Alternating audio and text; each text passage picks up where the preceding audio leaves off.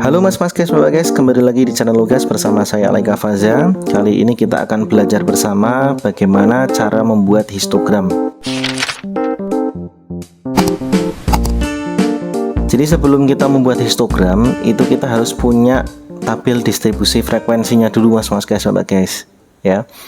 Kalau misalkan ini Pak, kita belum punya tabel distribusi frekuensi, kita punyanya data mentah, gimana caranya?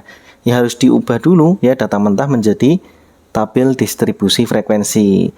Di video sebelumnya saya sudah bahas bagaimana cara membuat data mentah, mengolah data mentah menjadi tabel distribusi frekuensi. Nah, sekarang anggap saja itu sudah dipelajari. Sekarang kita akan ubah data tabel distribusi frekuensi ini menjadi histogram ya mas guys. Nah, setelah mengolah data menjadi tabel distribusi frekuensi, kalian dapat menyajikan data dalam bentuk histogram ya. Yang perlu diingat adalah perbedaan antara histogram dengan diagram batang ya. Ada bedanya mas guys. Kalau kalian sudah baca buku Intan Pariwara ya, bedanya histogram dengan ini apa, diagram batang. Kalau diagram batang itu dia berbentuk batang atau bar yang terpisah-pisah seperti ini ya, gambarannya seperti ini. Nah, tapi kalau histogram itu nyatu mas guys. Jadi misalkan seperti ini, batang-batangnya sama, cuman dia tuh nyatu gini. Nah, ini ke bawah lagi, ini ke atas, ya nyambung pokoknya gitu, nyambung ya, tidak ada jedanya. Itu bedanya poligon, apa ini namanya, histogram dengan diagram batang ya. Nah, ini contohnya langsung ya.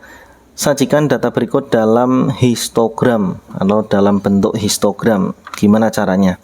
Perhatikan, ini datanya saya gunakan data yang sama dengan video sebelumnya ya, yang membuat tabel distribusi frekuensi. Nah, ini data matangnya saya pakai lagi ya. Ini total frekuensinya ada 60 ya, kemarin ada 60. Nih datanya nilai 10 sampai 22, frekuensinya 3, 23 sampai 35, frekuensinya 4 dan seterusnya. Nah, setelah mendapatkan data ini, apa yang harus kita lakukan?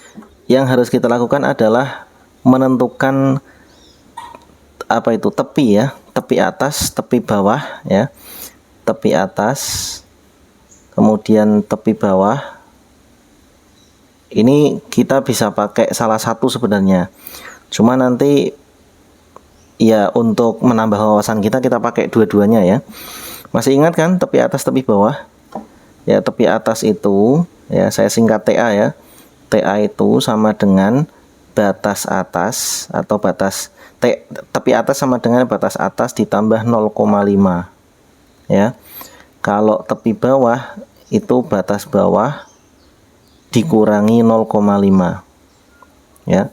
Nah, ini saya akan buat tabel bantunya mas guys, atau kolom bantu ya. Ini kolom bantunya di sebelah kanannya. Nah, seperti ini. Ini saya tulis tepi atas ya.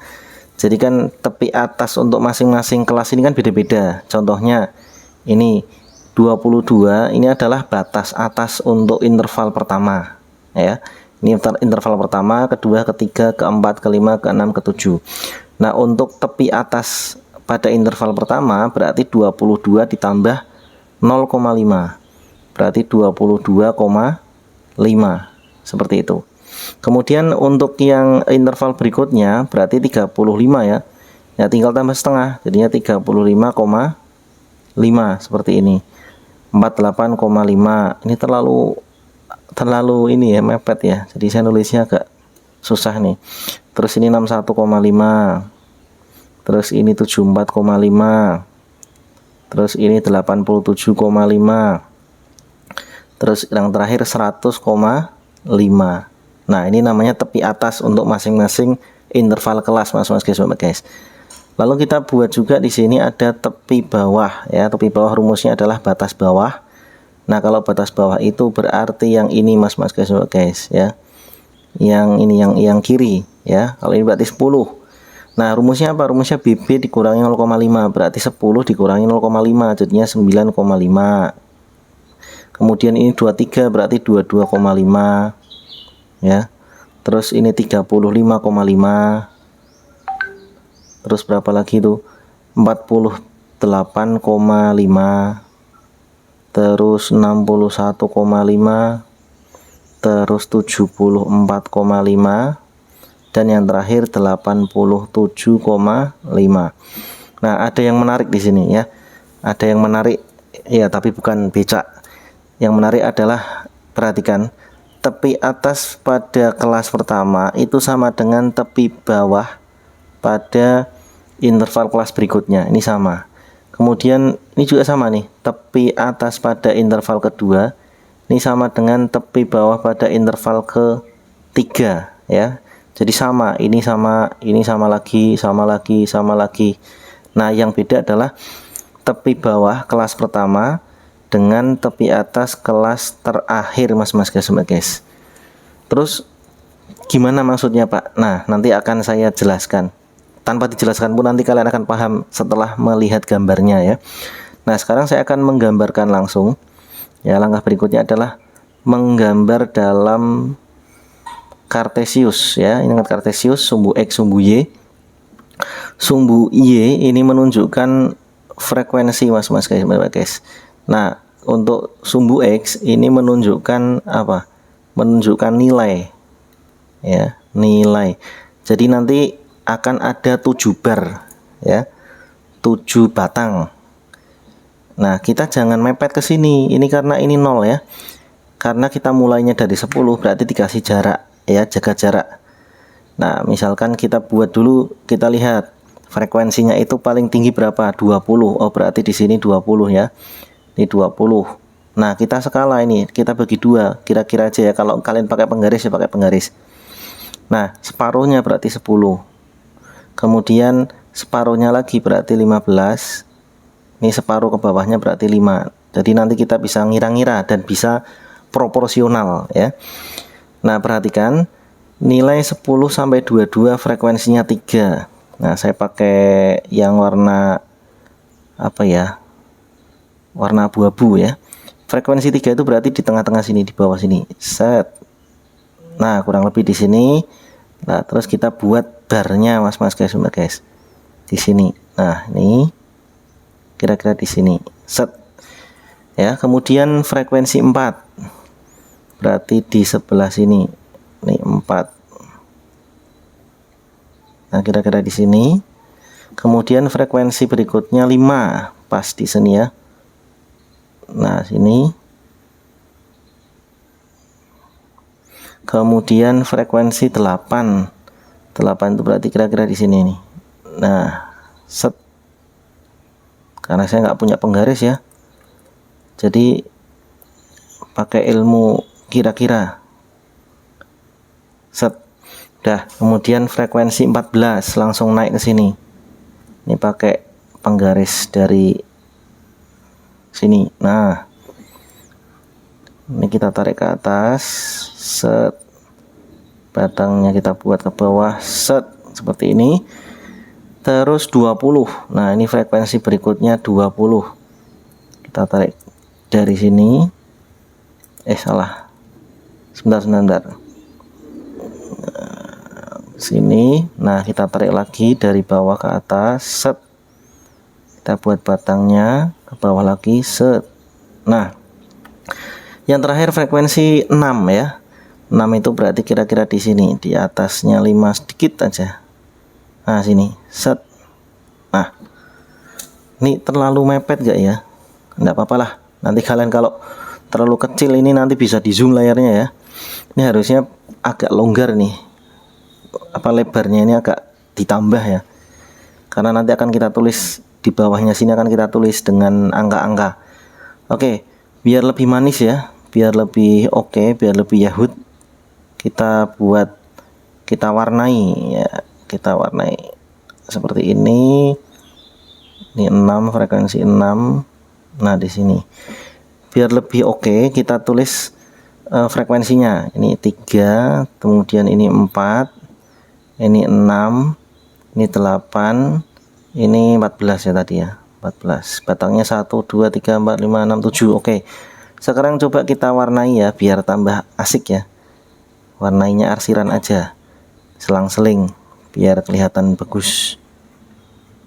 Atau kalau kalian mau di spidol warna-warni silakan ya. Cari spidol warna-warni. Ini mau saya warnai pakai arsiran saja. Nah, seperti ini. Oke, hampir selesai. Nah, selesai. Belum ding, belum selesai. Kurangnya adalah kita sebenarnya boleh ya, boleh pakai garis ke kiri yang ditarik ke sumbu vertikal ini, atau di atasnya dikasih tulisan ini 20 gitu ya. Sininya 15, sininya berapa ini? 6. Ini kok 15, ini 14 ding. 14, ini 8, 5, kemudian ini 4, ini 3, itu boleh ya. Nah, kemudian unsur berikutnya yang harus ada adalah kaki-kakinya ini kita berikan informasi mas guys.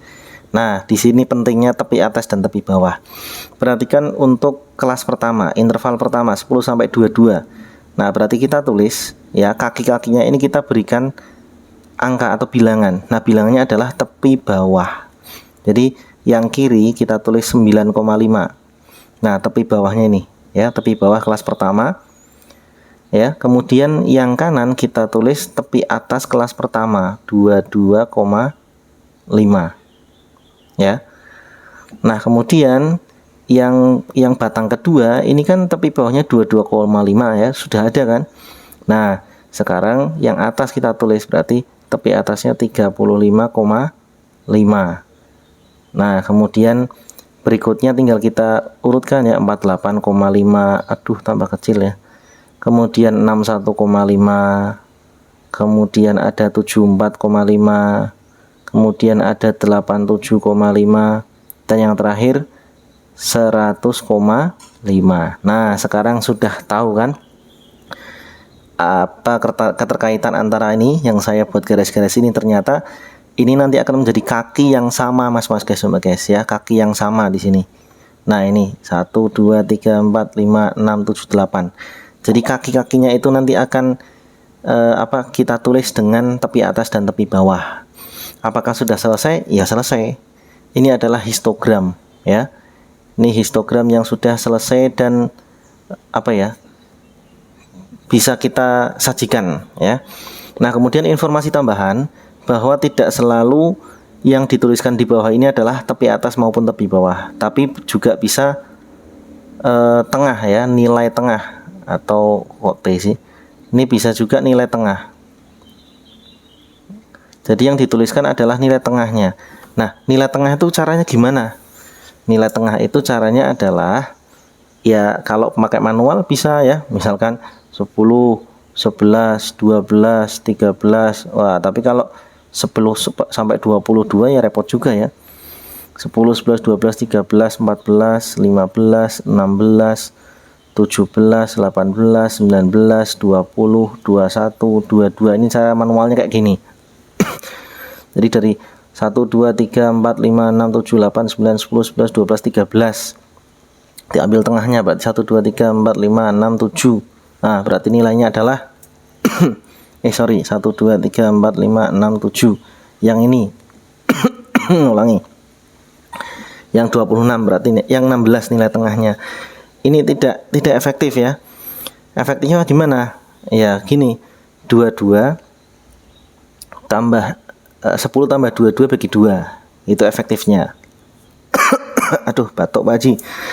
Nah, 10 tambah 22 kan 32 ya, 32 bagi 2. Nah, berarti gitu. Berarti batas atas ditambah batas bawah dibagi 2. Itu sama dengan nilai tengah XT. Kan ada X max, ada X min ya. Nah, kalau XT berarti nilai tengah. Nah, XT ini didapatkan dari batas atas tambah batas bawah dibagi 2. Contohnya lagi 23 tambah 35. Ya. 23 tambah 35 berapa? 58 bagi 2 29. Nah, berarti nilai tengah untuk nilai tengah untuk interval kedua ini adalah 29. Nah, nanti dituliskan di tengahnya seperti ini. Coba nanti kalau ada contoh soal atau soal-soal asesmen yang berupa seperti itu, atau bentuknya kayak gitu yang nggak pakai tepi atas tepi bawah, nanti akan kita bahas ya. Kita buatkan video yang lain khusus pembahasan soal-soal di asesmen materi statistika. Oke, sampai di sini dulu ya Mas guys, Mbak guys. Semoga bisa membantu kalian dalam belajar. Jangan lupa untuk memberikan komentar atau memberikan like, subscribe, dan bagikan ke teman-teman kalian biar teman-teman kalian tahu apa yang kalian tahu. Sampai jumpa di video saya berikutnya. Dadah.